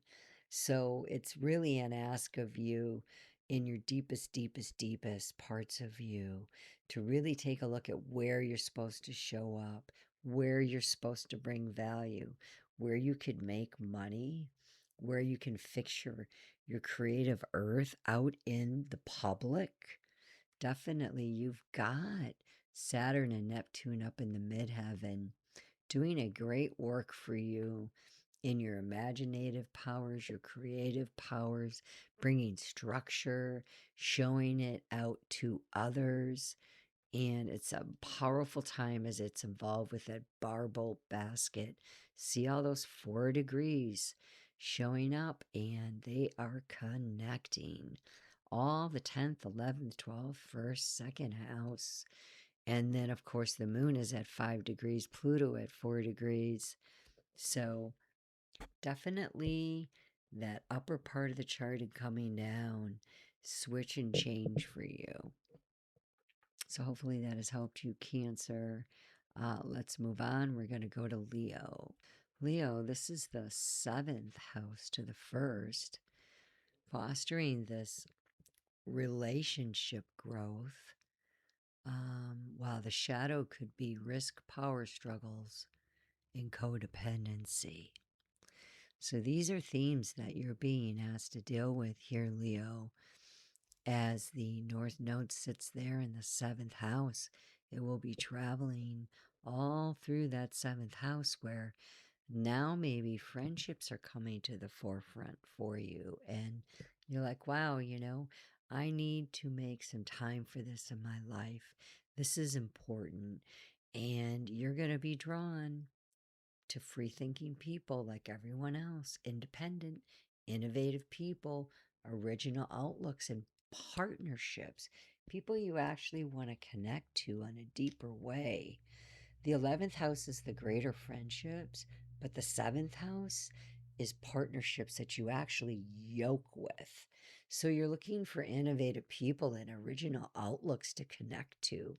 But you also, because Uranus and Saturn rule that North Node, you can make some sudden breaks in contracts with people and groups and partnerships. Lovers, definitely. And you may start joining different groups at this time where you want to advocate for social reform. That could be very important to you, and where your partnership with a cause or an advocacy that's really wanting to go out for we the people. Other people with it in the 7th, they're going to feature very strongly in your life. There's this ask to integrate with other people in a very progressive way. Your South Node in the first house. This is going to be going backwards all the way through there as Jupiter and the Sun are there for you, Leo. This is some potent, powerful energy when you have all of that fire in the first house. You have an opportunity here with that South Node to really clean some things up in the way that you've presented your physical body and the way that you've presented the way that you look. You could be doing some changes to the way you look and how your belief systems, where they used to be more fixed and opinionated, they're going to open up for you now because of other people speaking and what they're bringing to you. And you've got this deep transformation going on with Pluto and Aquarius in your seventh. This is all sitting this opposite polarity to Jupiter and the Sun and the North Node. And you're going to see some very, very transformative energy coming into the way that you show up in your magnetism and your glow and your power and your authority.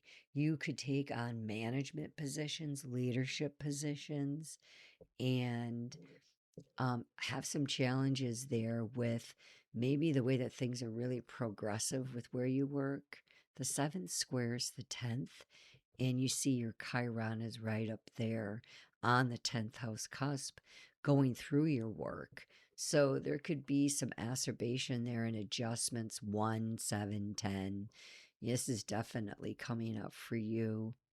In the 11th, you have Uranus and Gemini, so you're quite chatty, wanting to talk about this. It's personal, definitely close to the roots of you and what you believe, and there's going to be some sudden shifts for you. This is definitely changing for you, Leo. Watch your mouth with that aggressiveness, fire in Gemini, and one of your challenges, Leo, is your fixed fire and thinking that you know the way and you don't need any help. So you could be quite verbose with your mouth about that. So just be careful. All right, we're going to move on to Virgo. In Virgo, this is occurring for you from the 6th to the 12th houses. So this is improving your wellness routines and the shadows inviting this micromanagement and health anxiety that you've been trying to say goodbye to. And so this has been on the forefront for you for a while, dealing with the body. You've got Pluto that ingressed in there in service to others and how you show up. And there's some great transformation going on as those two collide in the 6th house later on in November. So we want to make sure that we're understanding really clear what's the North Node trying to do there in the 6th house. And something that's going to happen for you is you're going to start looking at friendships a little bit differently the way that you used to. And you're going to start to be drawn more to people that are using their air intelligence and not all up in the fields all the time, but they're actually able to take their thoughts, put them in concrete form, and be able to bring them out. So free-thinking people, independent, innovative people, all the themes, original outlooks. This is Uranus energy here. You definitely could change some routines up for you at this time in the 6th house. There might have been a come to Jesus moment that has occurred to you, an awe, a shock, maybe some tests that you did or something you found out where now you need to deal with this 6th house and cultivate more of a closeness in your personal association. Start to deepen your friendships and really work on those and look at where South Node in Leo, where perhaps this is in the subconscious house, okay? This is in the deepest psychological house, the house of bad spirit, and its enemies and confinement, and where you have made enemies with people or haven't treated people correctly, or something's gone on here that the 12th is trying to deal with your ego in the deepest subconscious house, where personal recognition and power dynamics have come up for you, and where you've put your energy in the center of attention and limelight, and maybe where now you're being asked to review, what was your motive for that, and why did you do that, and why did you maybe project your leadership in a way that you did. These are some of the things coming up with you. It's a little deeper for you when we've got the South Node already introspection and needing to release and let go of some things in the house of deepest introspection, deepest house of subconscious work. And once that's balanced, and I think you've been working on that, Virgo, no doubt about it, as you've been seeing, hey, I really need to come to some kind of balance in my body. This isn't working. And you've known this, and, this privacy that you've had about it, it's going to hopefully come out healed and into a space where you can begin to talk about it collectively so that it can be of help to others, in service to others, because that is the beauty of you, Virgo. You are always wanting to do that when you're in balance and harmony. You want to help others, and you want to communicate how to help others, and you want to get people together and put your energy out there. But with your Leo South Node, it's asking you to examine ways that your brightness has come out in a way that psychologically it might not have, been the total best for you. In ways that maybe you've been hard on yourself and made things too large. Virgo, you can be so hard on yourself because you're wanting to perfect things and wanting to clean things up. And bless your hearts, man. You can be of all the signs, the utter perfectionist that goes in on itself and hurts itself. So be careful with that. Pluto's there in the 6th house, which is why I'm stressing this. That polarity is not going to be easy. This is a deeply transformative 18 months for you, Virgo. You have Pluto in your house in Aquarius with the nodes and dealing with ego themes. So Venus also traveling with the vertex of Venus, which are fated unions with other Virgos. This is all about your body and how you're projecting it. It's in conjunct the 6th house of your home. It's in conjunct the North Node in Pluto. It's in a 150 acerbiation degree where you're really not seeing this clearly. And Venus's detriment in Virgo has to work harder and can be a bit shy and reserved and find it difficult to talk about when it's in detriment here, and fall about love and feelings, and because of this overly critical attitude and detriment here, you take the moral high ground and you miss these opportunities in love that have been right in front of your face and extended out to you.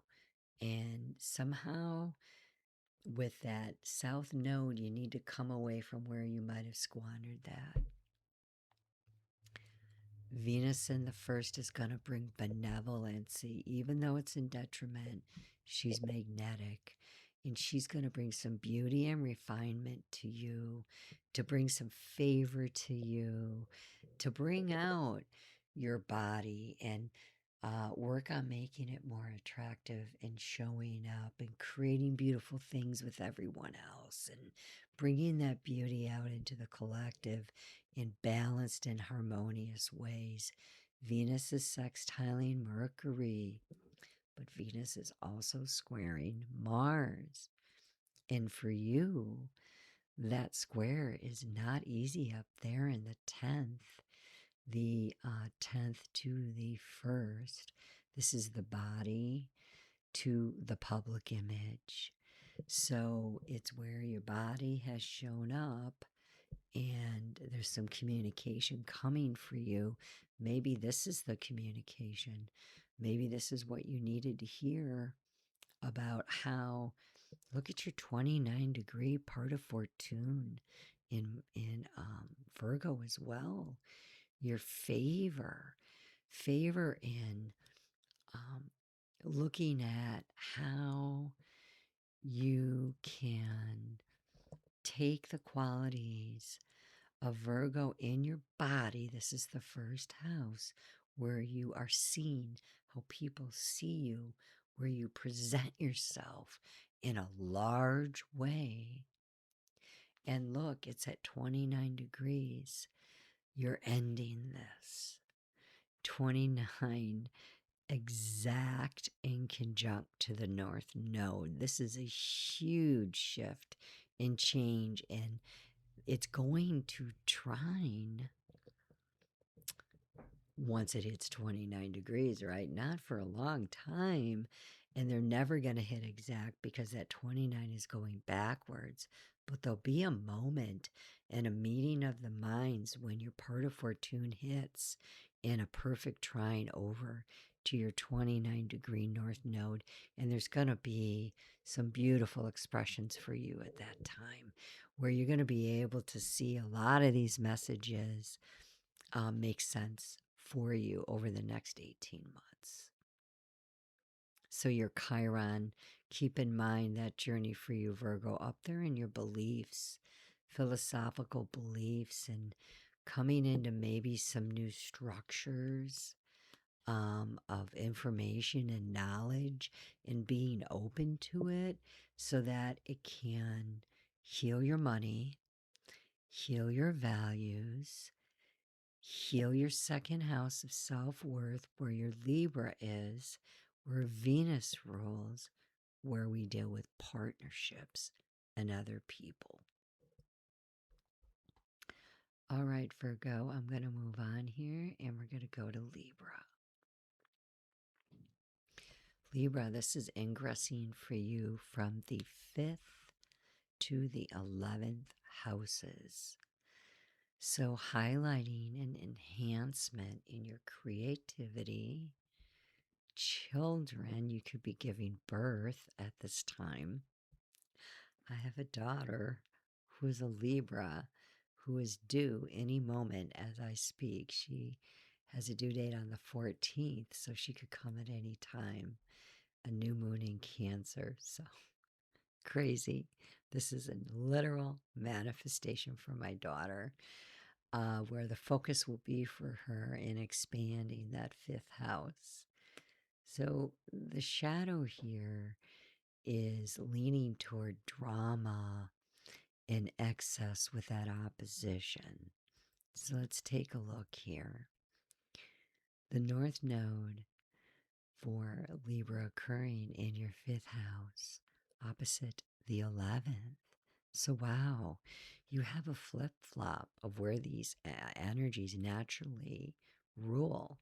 We see the Aquarian 5th house normally rules the 11th, and the Leo 11th house normally rules the 5th. There is a huge polar adjustment in an ask of you in taking your energy that has to do with your own personal energy, your own will, your own self-agency, and bring them out into a larger way into more of a collective way among the people, and this exchange of energy, how it's been out of balance for you. There's great benefit for you to come out at this time and allow your uniqueness in partnerships, what you contribute in partnerships, healing of fifth house creative projects, and being able to bring yourself and your children follows the home, okay, if you have children. But being able to bring these juices and energy out into a more collective energy. Pluto's doing a deep, deep transformational work for you in that fifth house. A lot of power plays with Pluto in the fifth house. There could be a deep ego adjustment when Pluto's going through that house. And you could at times overestimate in Leo and maybe not dial it down a little bit and be a little bit more cautious about your romantic life. Pluto going through the fifth house could really stir a bunch of romantic, sexual, making love types of energy. And Pluto wants to transform the way that you do that as it shows up in the collective. And it's showing that the way that it's been showing up, you're coming away from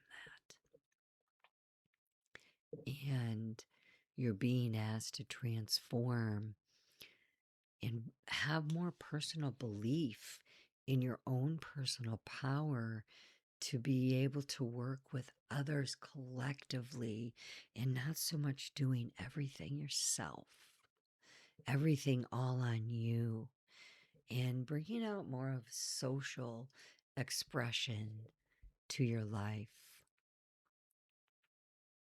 The moon is in Capricorn, Libra, and the moon in Capricorn is in detriment. Moon is ruled by Cancer and in the fourth house. And with Capricorn, he doesn't belong in the fourth house. He belongs in the 10th. And then you put the moon there. Ooh, let me just share that you're going to feel a lot of things deeply. In that 8th house, Saturn is also ruling Capricorn. So you have the the 4th and the 5th house being ruled by Saturn.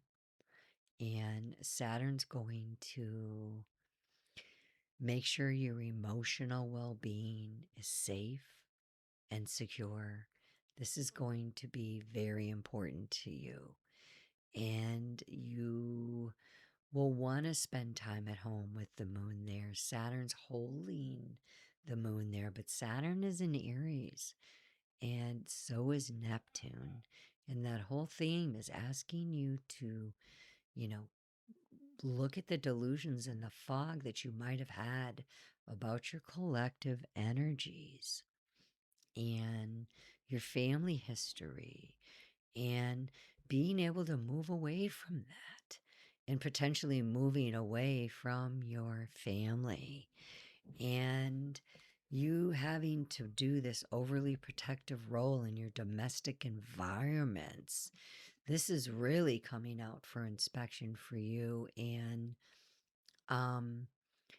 just not really wanting to be social and not putting your energy out there, but restraining it in your home. And it's just an ask for this inner desire of harmony with the quintuxing the sun. That's an ouch. This discontentment and tenseness that you might feel over the next 18 months.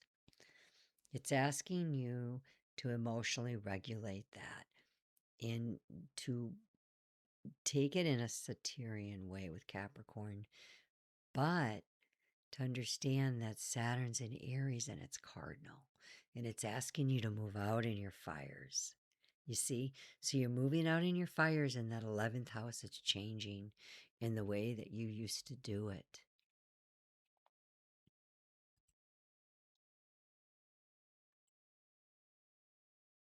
So developing this self-reliance with Saturn and Aries, self-discipline, and the ability to take your courage and be very pioneering and going out. And Saturn is in the 7th house for you. So, looking a little bit more serious at relationships, looking at them more realistically. Marriage, significant partnerships, lovers, they might require some compromise. It may be that you're being asked to do things a little bit differently. And Saturn with the partner there can be very critical and restraining and want things his own way and uncooperative. And it can be possible separations in partnerships because of this. So be careful with that. You don't need that. You use that Saturn wisely and understand that Saturn's trying to do a deeper work for you in that 7th house. And your Saturn is squaring Mercury. And that's definitely not easy energy. The mind is wanting to speak, communicate, go out. It's in Cancer, so it's got the feels going on, and what you feel, you remember, and it triggers. And with being an air sign, your intellect and thinking processes could be influenced by your feelings, and you got high intuition and perception going on. But Mercury is in your 10th house, squaring there. And you could be thinking about work and be thinking about your job. It could very much be on the forefront, like career success and wanting to work and strategically plan for your job and looking for a job and communicating right now in a verbal way with writing, journalism, academic work, anything that requires a lot of deep thought, because Mercury is logical mind, politics, communication, industries, a lot of leadership at this time in the 10th house, and being able to come out with energy. But there's that stress in that square to Saturn that's going to make you be a little bit more serious and realistic. It's asking you to be precise about your speech. It's asking you to approach things very logically. And with the moon in Capricorn in the 4th, that can be very challenging. He's restraining you there, but you're in a water house. And that's never easy. Mercury's chatting it up as she is in Cancer. He is in Cancer. So, all right. Going to move on for you, Libra. Going to Scorpio. This is your 4th. This is bringing some emotional security here, and ask, while the shadow might trigger family conflicts, have this tension here from the 4th to the 10th. So, North Node in the 4th, Pluto plowing through there. Scorpio, you've known this if you've been listening. I've been talking. I'm a Scorpio ascendant. So, this speaks to my placement in Scorpio in the 4th with that node. Really looking at the way that you do your energy outside of the home, in the home, with others, in your friendships, and how you are pulling these free-thinking people more into a personal space for you where this is very literal for me, where I'm actually speaking about this from the home in my entrepreneur energies. And It's opposite the 10th. So, I am changing the way that I have put out my energy in recent months than the way that I had been putting it out there, and moving it into a more harmonious aspect where I'm trying to include, the greater public and the greater general scene so that I can be of a greater use by using these transit videos and going through all of the signs in some of those videos and making it more practical. So the node in the fourth is my relationship with my family is under the headlight, but it's going to be more positive and harmonious for me. Now I have Saturn in Aquarius in retrograde. So I was reviewing this lifetime the way that I use my Aquarius energy in Saturn and reconstructing it through other themes, but um, it's lighting this up for me, and it's triggering and activating the maturity that Saturn has done with 2 Saturn returns in Aquarius, where now I'm able to bring this energy out through everything that I've gone through and all of the knowledge that I have. And I certainly um, am a novice, a master maybe in my modalities, certainly, but a novice in the understanding of the greater themes of life. And I'm a beginner mystic, on this road for maybe 15 years.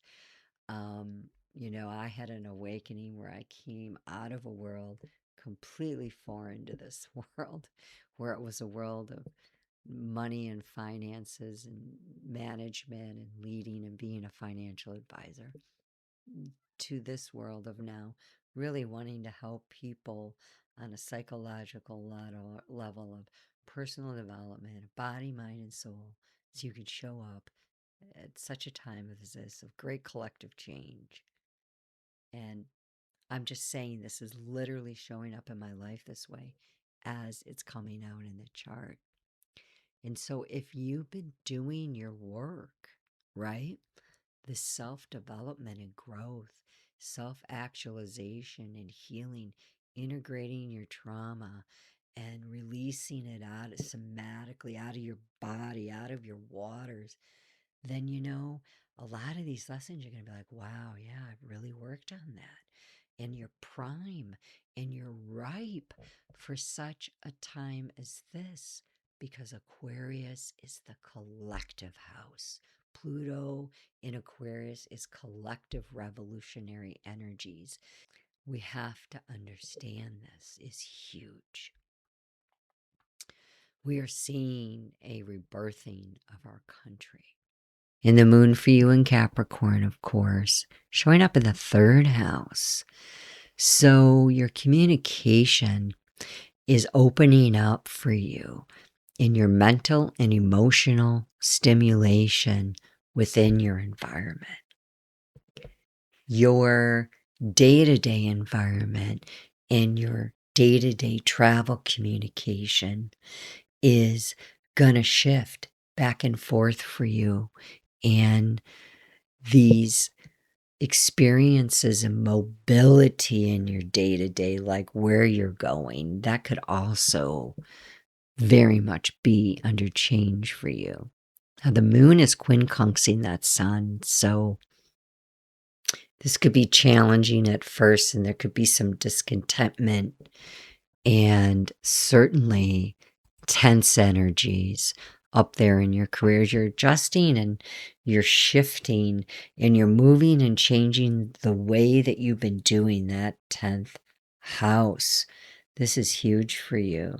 Now the 8th sextiles the 10th, and the 8th is sextiling the 6th, and the 6th is sextiling the 4th, and the 4th is sextiling the 2nd. And you've got this whole rim over here where you are coming out collectively and you're speaking in different ways, and extremely innovative, forward thinking, intellectual energy, and you're also communicating this in your home. This is a big home change for you, where you're beginning to speak your mind and want to pull in more larger ideas of exchanging with others. All right, Scorpio, moving on to Sagittarius. Sagittarius, this is occurring for you in the 3rd and 9th house axis. And so this is going to help your communication and your learning, and the shallow shadow is that you need to know that some of your understanding there was very shallow, and it needed to be brought into more of a depth of the way that you do your 3rd and your 9th house. North Node in the 3rd house, you can probably expect that your day-to-day relationships with family, siblings are going to probably change. Your relationships with relatives and neighbors over the next 18 months, definitely going to be highlighted for you, and be able to cultivate more of that closeness with moon, maternal, mother, feminine energies. And the South Node there, of course, up in the 9th, where this is going to this transformation of Pluto also in the 3rd, opposition. It's going to change your greater perspective idea and really change your philosophy in the way that you think about life. Like, this is huge for you. You've got some beneficial energy. It's your Lord Jupiter up there in the 9th. Your Lord has come home, and Jupiter up there really is working for you. And it's helping you look at where your higher learning, your philosophy, and your religion, your knowledge, your wisdom, and how your own ideas of how you've done things, that perhaps your ideas need to come into more of a daily expressive exchange idea of where you're showing up, where it makes more sense, where you feel like you're going to leave something of great importance. Like, this impacts your legacy with Aquarius, and the 3rd house trines the 11th house. And they're in harmony, and Libra is in the 11th house. So this involves partnerships in exchanging the way that you're doing your practical daily energies in the greater collective. And the 3rd is trining the 7th, and the 7th is trining the 11th. You have this real momentous movement in a lot of change in the way that you are communicating, and it will be highly energetic. And be careful. You can be very blunt. You could be very explosive in your speech. You could do damage, because the moon for you is in Capricorn, like everyone else, in the 2nd house. And this is the home, Saturnian energies, and money and value, and where your career is. And it is in conjunct to partnerships in the 7th. So there could be some tension there for you, and you're going to need to temper that. It's very important. Mercury in Cancer, that rules that moon, is very much in the 8th house, trying to deal with psychological themes of the way that you have communicated and handled partnerships with money, values, disagreements over money, and finance, banking, taxation, insurance, all resources, all tied to your values. You see that South Node is also touching the midheaven, so it's important to see that. in the decade of Mars. This is, just be really careful. That energy is very, very verbose and expansive. And you could say things that you regret. The ninth is in conjunct the second. Second is in conjunct the seventh. So be very careful the way that you proceed. Capricorn, this energy axis is occurring for you from the second to the eighth house. So this is offering you financial stability. And the shadow here for you is risk, falling into greed and possessiveness. This is what it's asking you to examine at this time, potentially come away from. As Capricorn, you have Pluto going through that second house as well, where your values, your money, other people's money, loans, this is all under review for you. And with the North Node being there, your friendships are going to be important to you, and you're going to want to bring them into your value system. And you're going to want to bring in free thinking people to support you in your roots and your earth and your surroundings, and independent people and people who use their minds and their intellect and want to connect with people in a way that can change the world, in a way that you can leave down something of value, of a legacy form that can sustain and meet your material and physical finances in life and where you put your body. Capricorn, you are led by Saturn, so a Saturn North Node and a Saturn-led Sun and Ascendant sign, and Saturn is in Aries, and it's in your fourth house, squaring that moon. Neptune is also squaring your moon.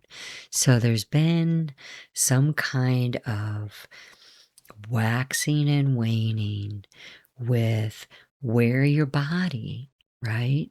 And tied to money, career, where you show up in the midheaven, whether you have a job or not, where are you seen in the greater collective? The first is squaring the 10th.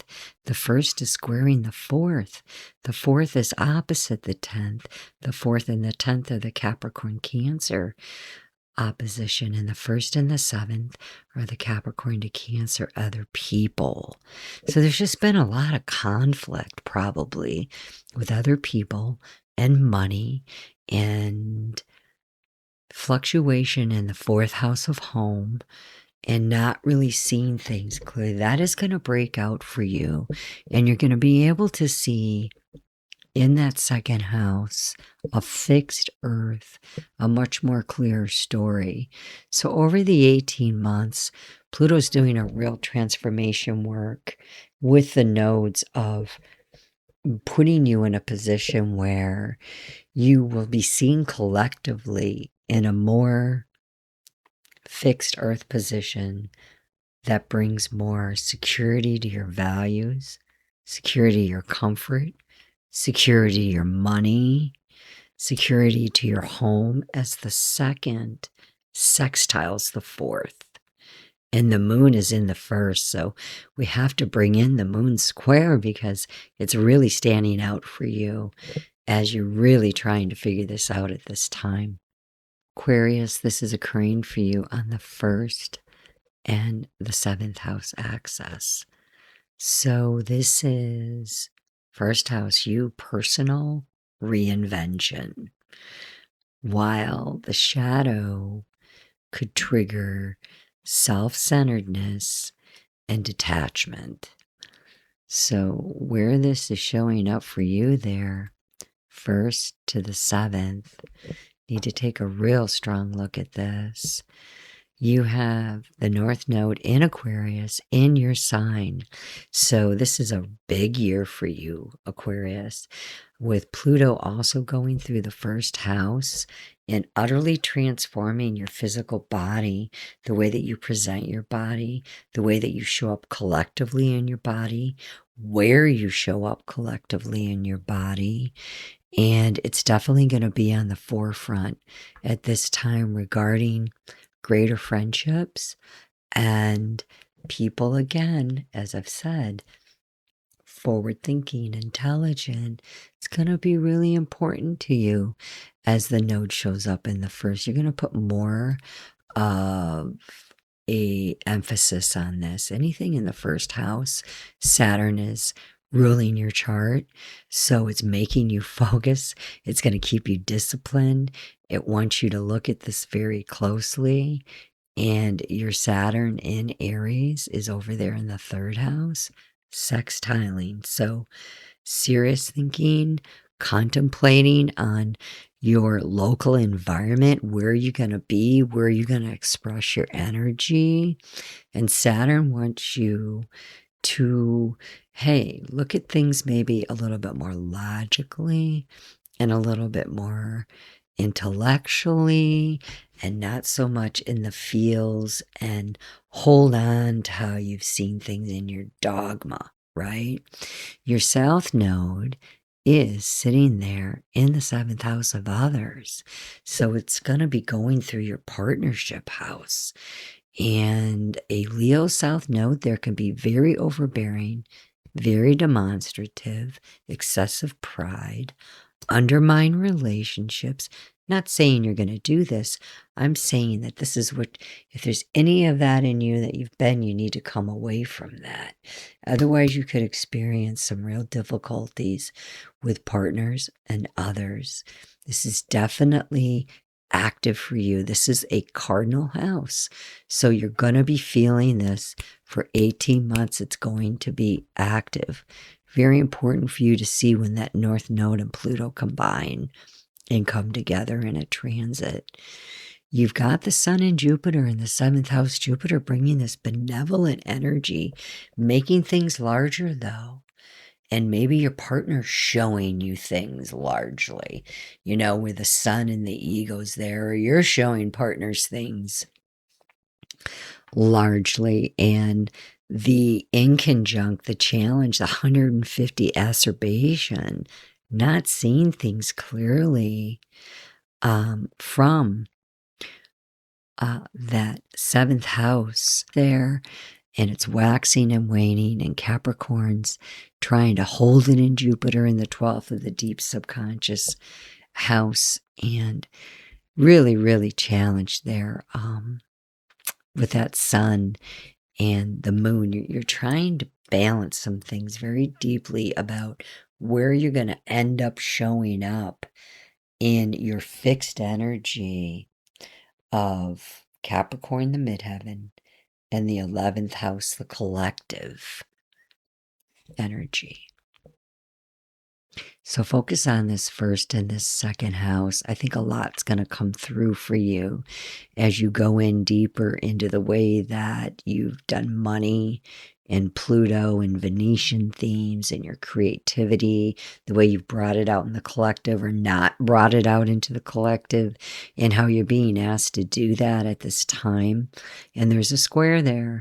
It's not easy for you to do that at times. So to the 10th, that square. So just be careful with the way that you proceed, and don't get pandemic and go in on yourself and get all into your head, okay? Because that can really, really be challenging for you as you have Mercury, the great communicator, in Cancer in the 6th house, where she's really trying to deal and communicate with things about the home. And she just came out of retrograde. So the energy is going to be moving forward where you can begin to have some conversations. As of this reading, she's out of retrograde. Right now, she's in retrograde, but she's going to be moving out by the 26th. Lastly, let's go to Pisces and wrap this up. Pisces, this is occurring for you in the 12th to the 6th house axis. So great opportunity for spiritual enlightenment. And the shadow is this escapism and isolation. We need to talk about this as you have the North Node sitting there in your house. And Aquarius is trying to do a deeper theme for you regarding friendships and forming friendships in your life. And forming friendships are going to support the way that you move your energy, Pisces, and benefiting from taking some time out and really looking at this and going into some isolation.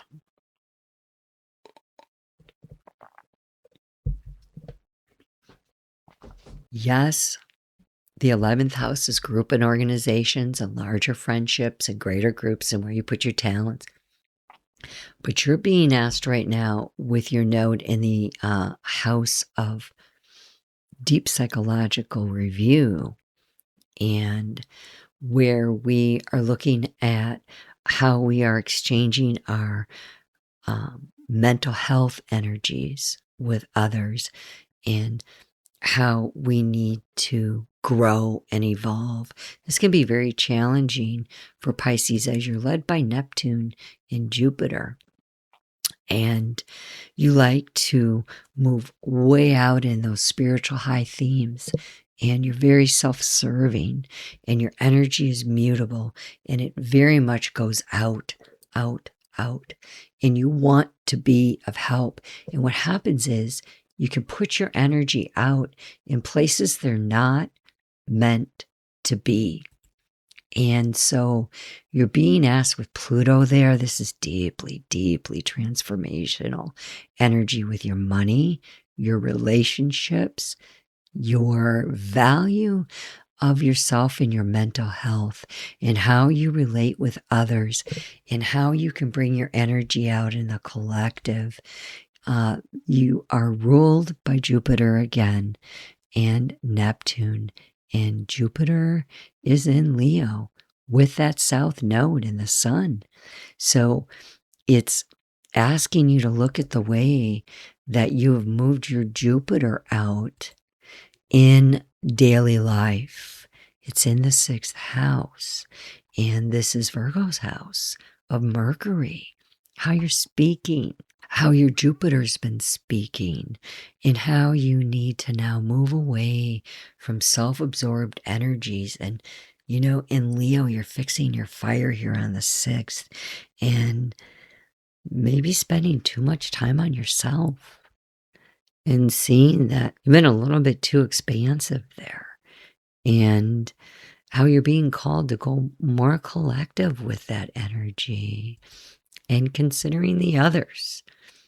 And you have your North Node there, sextiling the 2nd house, and Neptune is your ruler.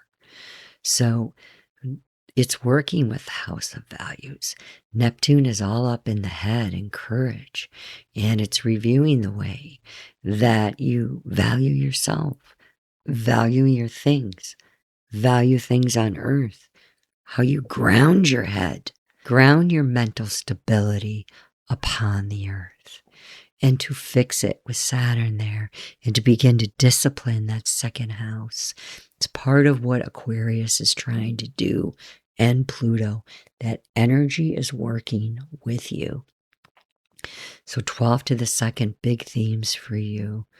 And take a look at how that Venus in the 7th, okay, in detriment, could be a little bit of a challenge for you at this time, as maybe you have been a little bit reserved socially and shy socially and found it difficult to make contacts. And it maybe due to this overcritical nature, just being more about yourself with Leo there, asking you to review, hey, where can you blossom and prosper? Through romantic partnerships, marital union, how can you be compatible and companionable and deal with the public, right? Like, this is very much about your ego coming out in healthy ways with other people and how you've been challenged to do that. You're asking to do that deep inner work because it's in service to others, okay? And Virgo rules that 6th house where the South Node is. All right. With that, I'm going to close. And I just want to thank you for spending this time with me. And I hope that this has helped you as I've sat and gone through some of these placements. There's a lot to this, there's a lot more there. If you'd like to get a reading, it would be an honor to do this for you. Just reach out to me. My information's in the description box. Blessed be until next time. Take care.